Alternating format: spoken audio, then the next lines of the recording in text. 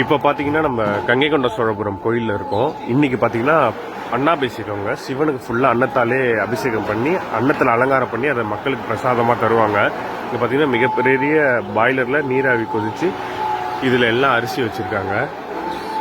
பச்சை அரிசின்னு சொன்னாங்க. அது எல்லாமே சிவனுக்கு சாதமாக வடித்து அது நீ ஃபுல்லாக சிவனுக்கு அலங்காரம் பண்ணுவாங்க. இங்கே பாருங்கள், டன் கணக்கில் அரிசி வாங்கி அதை சாதமாக்கி இப்போ சிவனுக்கு போயிட்டுருக்கு.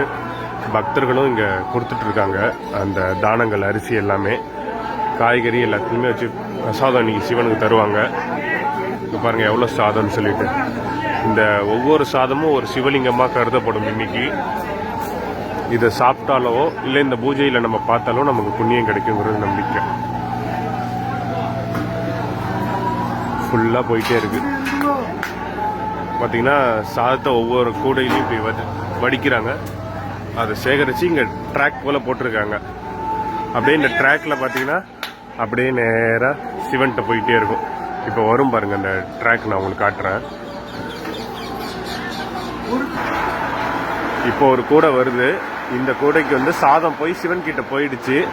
இது இப்போ ஃபுல்லாக நிரப்புவாங்க பாருங்கள்.